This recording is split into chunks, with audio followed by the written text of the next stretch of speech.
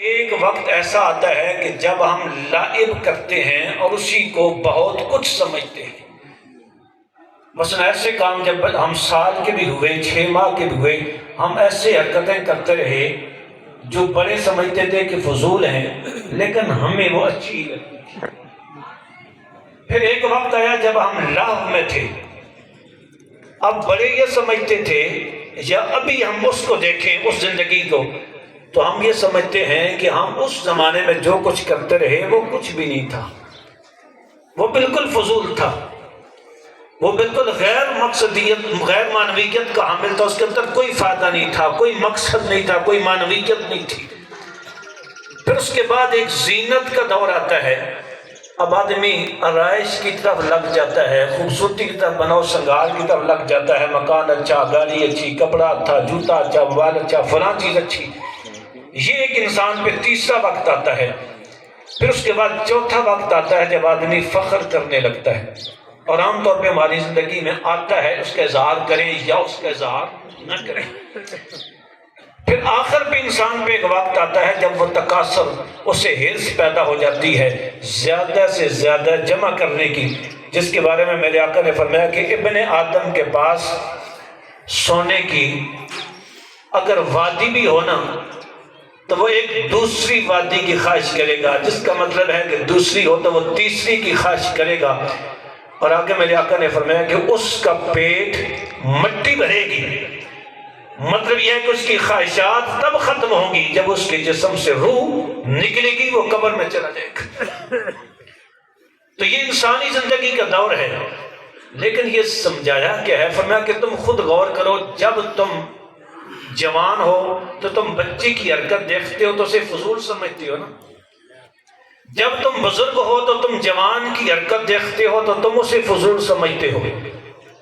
فرمایا کہ جیسے تم بزرگی میں بچپنے کی حرکتوں کو فضول سمجھتے ہو، جیسے تم بزرگی میں جوانی کی حرکتوں کو فضول سمجھتے ہو، اور تم یہ سمجھتے ہو کہ بزرگی میں جو کچھ تم فخر یا دولت کی حرص جمع کر رہے ہو یہ اچھا ہے کہ جب تمہاری موت واقع ہوگی اس وقت تمہاری آنکھ کھلے گی، تمہیں پتہ چلے گا کہ تم بزرگی میں بھی جو کچھ کرتے رہے ہو اس کی حیثیت بھی وہی تھی جو 6 ماہ کا یا سال کا بچہ کرتا ہے، کہ جس کے بارے میں میرے آقا نے حضرت علی المرتضیٰ رضی اللہ تعالیٰ نے فرمایا کہ لوگ سو رہے ہیں، الناس نیام اذا ماتوا استيقظوا، لوگ سو رہے ہیں، جب وہ جاگیں گے، جب وہ مریں گے تو پھر جاگ جائیں گے۔ اور اسی طرح کسی بزرگ سے پوچھا گیا نا کہ دنیا کیا ہے، تو انہوں نے کہا کہ دنیا ایسے ہے کہ جیسے کوئی آدمی سو رہا ہو تو وہ خواب دیکھے، اور پھر خواب سے جب بیدار ہو جائے تو وہ خواب کے بارے میں جو کچھ اس کا خیال ہے مرنے کے بعد انسان کا دنیاوی زندگی کے بارے میں بھی وہی خیال ہوتا ہے۔ اب ہم سوئے ہوتے ہیں نا، خواب دیکھتے ہیں، خواب میں کوئی اڑ رہا ہے، کسی نے جہان کی دولت بنا لی ہے، کسی کے اندر جناب بڑی کوئی خواہش ہے بادشاہت کی تو وہ بادشاہ بنا ہوا ہے، کسی کے اندر یہی خواہش تڑپتی رہتی ہے کہ وہ انگلینڈ چلا جائے تو وہ خواب میں دیکھا ہے کہ وہ انگلینڈ پہنچ گیا ہے، کسی کی خواہش ہے کہ وہ بڑی گاڑی لے لے تو وہ خواب میں دیکھتا ہے کہ بڑی عالی شان گاڑی کا وہ مالک بن گیا، کسی کے دل میں محلات بسے ہوئے ہیں تو وہ خواب میں دیکھتا ہے کہ وہ محلوں میں پھر رہا ہے، لیکن جب آنکھ کھلتی ہے تو کیا وہ بادشاہ ہوتا ہے؟ کیا وہ انگلینڈ میں بیٹھا ہوا ہوتا ہے؟ کیا وہ محلوں میں گھوم پھر رہا ہوتا ہے؟ وہ بیچارہ اگر چھوٹا سا گھر ہے تو وہیں اپنی چرپائی پہ ہوتا ہے، نہ بادشاہت ہوتی ہے، نہ دوسرے ملک میں ہوتا ہے، نہ کوئی بڑی گاڑی ہوتی ہے، نہ محلوں میں ہوتا ہے، وہ وہیں پہ ہوتا ہے۔ تو بزرگ فرماتے ہیں کہ جیسے انسان سوئے ہوئے خواب دیکھتا ہے، پھر بیدار ہو کر خواب کے بارے میں اس کا جو نقطہ نظر ہوتا ہے، انسان کے مرنے کے بعد زندگی کے بارے میں بھی یہی خیال ہوگا، اور اس کو اللہ تعالیٰ نے فرمایا وَمَا الْحَيَاةُ الدُّنْيَا إِلَّا مَتَاعُ الْغُرُورِ، دھوکے کا سامان ہے، صرف 2 لفظ، متاع الغرور، دھوکے کا سامان۔ اب دھوکے کا سامان کیا ہوتا ہے؟ دھوکے کا سامان یہ ہے کہ جیسے آپ سمجھتے ہیں ایسا نہ ہو، جیسے آپ دیکھتے ہیں ایسا، کوئی آدمی آپ کو چیز دکھاتا ہے کہ جناب یہ چیز، آپ نے جو دیکھی ہے بعد میں آپ کو وہ اس سے ہٹ کے بالکل ہی اس کے برعکس دے دیتا ہے، تو آپ کیا کہتے ہیں؟ میرے ساتھ دھوکہ ہو گیا۔ جیسے آپ نے ایک چیز جو نا وہ خریدنا چاہیے اور اس کی تصویر دیکھی، آپ کے ذہن میں جو اس کا خیال بیٹھا، بعد میں اس خیال کے بالکل برعکس چیز ملتی ہے، تو آپ کیا کہتے ہیں کہ میرے ساتھ دھوکہ ہو گیا ہے۔ بس اللہ فرماتا ہے کہ جب تم مرو گے اس وقت تمہیں احساس ہوگا کہ جو کچھ تم کرتے رہے ہو بنیادی طور پر تمہارے ساتھ دھوکہ ہو گیا، تمہارے ساتھ دھوکہ ہو گیا۔ بڑی مشہور بات ہے، خلیفہ منصور تھا عباسی خلفاء میں سے، اس نے کئی سال تک حکومت کی۔ جب اس کا آخری وقت آیا نا تو موت کو بالکل جب اس نے قریب دیکھا تو اس نے جملے کہے تھے، اس نے کہا تھا کہ اگر مجھے چند گھڑیاں مل جائیں، اگر مجھے چند گھڑیاں مل جائیں میں اپنی ساری حکومت کو آگ لگا دوں، اس لیے کہ اس نے بارہا مجھے سچائی سے روکے رکھا ہے، یعنی بارہا حقیقت اس نے میرے دل و دماغ پہ دستک دی ہے، بارہا سچائی میرے دروازے تک آئی ہے، اس نے میرے وہ دماغ پہ دستک دی ہے کہ منصور یہ سچائی ہے، اس کو قبول کر لے، لیکن بارہا سچائی میرے پاس آئی، حقیقت میرے پاس آئی تھی۔ اس بادشاہ نے، خلافت نے، حکومت نے سچائی کو مجھ سے دور رکھا ہے، اور کہنے لگا میری زندگی کی ایک نیکی اگر میرے پاس ہو تو میں تمہیں بتا کے جاتا ہوں میری ساری زندگی کی حکومت سے وہ ایک نیکی بہتر ہے، میری ایک نیکی زندگی بھر کی حکومت سے بہتر ہے۔ کہنے لگا لیکن کاش یہ حقیقت میں اس وقت سمجھا ہوں جب میری موت میرے پاس آ چکی ہے، کاش کہ میں موت سے پہلے اس حقیقت کو سمجھ جاتا۔ یہ اس کا جملہ تھا، بادشاہ وقت کا جملہ تھا۔ اور اسی طرح عبد الرحمن ثالث قرطبہ میں اس نے خلافت کی، اور اس نے ایک طویل عرصہ تک نصف صدی کے قریب خلافت کی۔ اس کے بارے میں آتا ہے کہ جب اس کا آخری وقت آیا تو اس نے اپنے بیٹے کو کہا، بیٹا میں 50 سال کے قریب تک حکومت کرتا رہا ہوں، لیکن میں نے ایک دن بیٹھ کے غور کیا ہے کہ میں نے حکومت کے لیے دگ و دو کیوں کی اور مجھے اس سے کیا ملا۔ اس نے کہا میں نے سوچا ہے کہ میں نے سکون قلب کے لیے، اطمینان کی زندگی کے لیے، پرسکون زندگی کے لیے میں نے ساری مشقت کی ہے۔ پھر کہتا ہے کہ میں نے بیٹھ کے 50 سالہ زندگی میں سے حساب کر کے نکالا ہے کہ جس مقصد کے لیے میں نے حکومت لی تھی کہ میری زندگی میں سکون اطمینان آئے، میرا دل خوش رہے، فرماتے 50 سال کی زندگی میں فقط 14 دن تھے جو میری زندگی میں سکون کے آئے ہیں، باقی ساری زندگی بے سکونی کی گزری ہے۔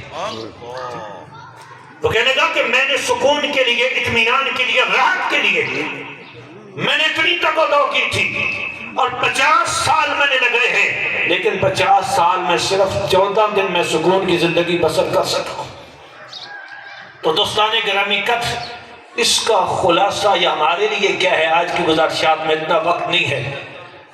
نبی پاک صلی اللہ علیہ وسلم نے اسی زندگی کو بہتر بنانے کے لیے آپ کے چند جملے ہیں۔ آپ نے فرمایا تھا کہ اللہ تعالیٰ فرماتا ہے، میرے آقا نے فرمایا کہ اللہ فرماتا ہے، یا ابن آدم تفرغ لعبادتی املا صدرک غنا واسد فقرک، اے ابن آدم، اے میرے بندے، میری عبادت کے لیے وقت نکال، تفرغ لعبادتی، میری عبادت کے لیے وقت نکالنا پڑتا ہے، وگرنہ ہر آدمی ہی مصروف ہے، انسان کو وقت نکالنا پڑتا ہے، فجر کے لیے، ظہر کے لیے، عصر کے لیے، مغرب کے لیے، عشاء کے لیے، نکالے گا تو نکلے گا، نہیں نکالے گا تو نہیں نکلے گا۔ جو لوگ نہیں نکالتے وہ بھی کام کر رہے ہیں، جو نکالتے ہیں وہ بھی کھا رہے ہیں، بھوکے یہ بھی کیوں نہیں ہوئے ہیں، اور یہ ہے کہ سیر وہ بھی نہیں ہوئی۔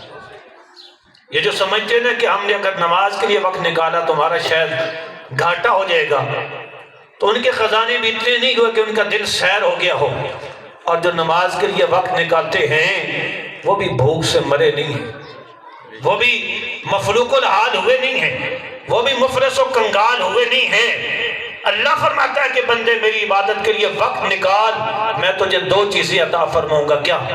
املا صدرہ کا غنا، میں تیرے سینے کو غنا سے، مالداری سے بھر دوں گا۔ سبحان اللہ۔ اور یہ دل کی مالداری ہی اصل مالداری ہوتی ہے، وگرنہ آپ دیکھ لو ہمارے ملک کے اندر ہی دولت کے انبار ہیں کہ گننے نہیں ہوتے، لیکن حرص اور ہوس کی یہ کیفیت ہے کہ جیسے زندگی بھر کبھی دولت دیکھی نہ ہو، کہ جہان کے خزانے اگر مزید ان کو ڈال دیے جائے تو پھر بھی ان کی حرص اور ہوس بڑھتی چلی جائے، ان کی پیاس دولت کی بڑھتی چلی جائے۔ تو اصل دولت غنا یہ دل کی غنا ہے۔ اللہ تعالیٰ فرماتا ہے میری عبادت کے لیے وقت نکال، میں تیرے سینے کو دولت سے، غنا سے، مالداری سے بھر دوں گا، واسد و فقر کا، اور میں تیری تنگ دستی کو ختم کر دوں گا۔ سبحان اللہ۔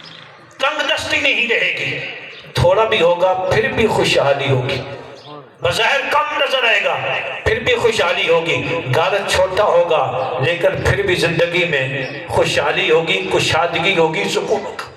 اور آگے فرمایا وَإِلَّا تَفْعَلْ، اگر تو نے ایسا نہ کیا تو مَلَأْتُ يَدَيْكَ شُغْلًا، میں تجھے دنیا میں اتنا مصروف کروں گا کہ تجھے خود اپنی جان کی بھی فکر نہیں رہے گی، اپنی ذات سے بھی گزر گئے گا۔ وَلَمَ صُدَّ فَقَرَكَ، اور میں تیری دستی پھر بھی ختم نہیں کروں گا۔ تو 18 20 گھنٹے کام کرے گا، اس کے باوجود بھی تیرا دل نہیں بھرے گا۔ اس کا مطلب کیا ہے؟ مطلب یہ ہے کہ اپنی عبادت کے لیے انسان کو وقت نکالنا چاہیے۔ جب عبادت کے لیے وقت نکالے گا اللہ تبارک و تعالیٰ ظاہر کی بھی دولت عطا فرمائے گا اور دل کی بھی دولت عطا فرمائے گا۔ دنیا میں بھی ظاہری مال میں بھی کنگال نہیں ہونے دے گا، اور دل کے اندر بھی سکون اور اطمینان کی دولت عطا فرما دے گا۔ اس لیے اللہ نے فرمایا کہ یہ جو دنیا کی زندگی ہے یہ دھوکے کا سامان ہے، اس کے اوپر انحصار نہیں کرنا چاہیے۔ اس لیے ہر آدمی غور و فکر کرے، غور و فکر کے نتیجے میں ہی انسان اپنے، اس لیے فرمایا نا کہ قبرستان میں جاؤ، قبروں کی زیارت کرو۔ بڑی خوبصورت بات، یہ خورشید احمد گیلانی بڑے زبردست قسم کے ادیب تھے، صاحب فکر و دانش تھے، ان کی کتاب ہے اثریات۔ اثریات میں ان کے مضامین ہیں، تو ایک مضمون اس کا عنوان ہے قبرستان وہ مقام جو جہاں ناگزیر لوگ ہی رہتے ہیں یا ناگزیر لوگوں سے بھرا ہوا ہے۔ ناگزیر سے کہتے ہیں جو ضروری ہو، جسے ہم سمجھتے ہیں کہ اگر نہ یہ ہوا تو معاملات سارے خراب ہو جائیں گے۔ اس نے لکھا کہ کہنے کا مطلب یہ تھا کہ اگر قبرستان میں چلے جائیں نا تو قبرستان ناگزیر لوگوں سے بھرا ہوا ہے، ان میں سے ہر ایک یہ سمجھتا تھا اگر میں نہ رہا نا تو میرا خاندان سارا ختم ہو جائے گا، میرا محلہ سارا ختم ہو جائے گا، میرا شہر سارا اجڑ جائے گا، میرا جو ہے نا سارا ملک تباہ و برباد ہو جائے گا، ساری ریاست ختم ہو جائے گی۔ لیکن وہ مٹی میں چلا گیا، دنیا کا نظام پھر بھی چل رہا ہے۔ ایک بزرگ تھے نا، وہ ایک دن مجھے کہنے لگے کہ دعا کریں جی، میں کافی بزرگ ہو گیا ہوں، بیمار بھی رہتا ہوں، اللہ تعالیٰ مجھے صحت دے، میں سمجھتا ہوں میں نہ ہوا نا، یہ ان کا جملہ ہے، ابھی بھی زندہ ہے، کہنے کہ میں سمجھتا ہوں اگر میں نہ ہوا نا تو میرے پچھڑوں کا کوئی حال نہیں ہے۔ تو میں نے سوچا کہ آپ جیسے کتنے ہی یہی سوچ کے دنیا سے چلے گئے، پچھلے پھر بھی اسی کے چل رہے۔ تو ہم میں سے یہی سمجھتا ہے ہر آدمی کہ وہ نہ ہوا تو پتہ نہیں کیا ہو جائے گا۔ تو اس لیے فرمایا کہ قبرستان جایا کرو، کیا فائدہ ہوتا ہے؟ وہاں جا کے دیکھو، ایک تو سارے ثواب بھی کرو، مردوں کو یاد رکھو، دوسرا تذکر الاخرہ و تزاہد فی الدنیا، آخرت کی یاد آتی ہے اور دنیا کی رغبت حرص ہوس کم ہوتی ہے۔ جب انسان دیکھتا ہے نا کہ یہ بھی بڑا نامی گرامی آدمی تھا، آج اس کے بغیر دنیا پھر اسی طرح چل رہی ہے، یہ بھی بڑا نامی گرامی آدمی تھا، اس کے بغیر بھی دنیا کا نظام چل رہا ہے، یہ بھی بڑا ناگزیر سمجھتا تھا، اس کے بغیر بھی، پھر آدمی کو احساس ہوتا ہے کہ میں ان کی نسبت کم ہی ہوں، اس کا مطلب ہے میرے جانے کے بعد بھی کوئی نہیں یاد رکھے گا، میرا نام و نشان بھی مٹ جائے گا۔ تو یاد انسان اپنے عمل سے ہی رہا جائے گا، وہ جتنا اچھا عمل کرے گا، جتنا اخلاص والا کرے گا، اتنی ہی مرنے کے بعد اس کی زندگی ہوگی۔ انبیاء کی زندگی لاکھوں سال، ہزاروں سال ہے، ابھی تک ان کا نام نہیں مٹا، نہ مٹے گا۔ کیوں؟ اس لیے کہ اخلاص پہ مبنی انہوں نے زندگی گزاری تھی، نیک اعمال والی گزاری تھی۔ اللہ نے ایسی زندگی دی ہے کہ قیامت تک ان کا نام و نشان، ان کا چرچا بلند ہوتا رہے گا۔ صوفیاء کرام کی زندگی، اللہ کے بندوں کی زندگی اسی طرح کی زندگی ہوتی ہے، تو وہ مرنے کے بعد پہلے سے بھی زیادہ زندہ ہو جاتے ہیں۔ لیکن جو دنیا کے لیے زندگی گزارتا ہے، وہ مرنے کے بعد آہستہ کے آہستہ کیا فوری اس کا نام ختم ہو جاتا ہے، جسم بھی مٹ جاتا ہے اور نام بھی مٹ جاتا ہے۔ اس لیے اپنی بھی فکر کریں، اپنے فوت شدہ لوگوں کی بھی فکر کرنی چاہیے، ان کی ایصال ثواب کا حسب گنجائش اہتمام کرتے رہنا چاہیے۔ بخشش کی دعا اپنے والدین کے لیے ضرور کریں۔ ایک روایت میں آتا ہے کہ جو اپنے والدین کے لیے بخشش کی دعا چھوڑ دیتا ہے، اللہ تعالیٰ اس کی زندگی میں تنگ دستی پیدا کر دیتا ہے۔ تو اس کا مطلب ہے زندگی میں خوشحالی لانی ہے، آرام و سکون لانا ہے، تو اپنے والدین کے لیے، اپنے بزرگوں کے لیے استغفار، یعنی ان کی بخشش کے لیے دعائیں کرتے رہا کریں۔ فما علیہ الا البلاغ۔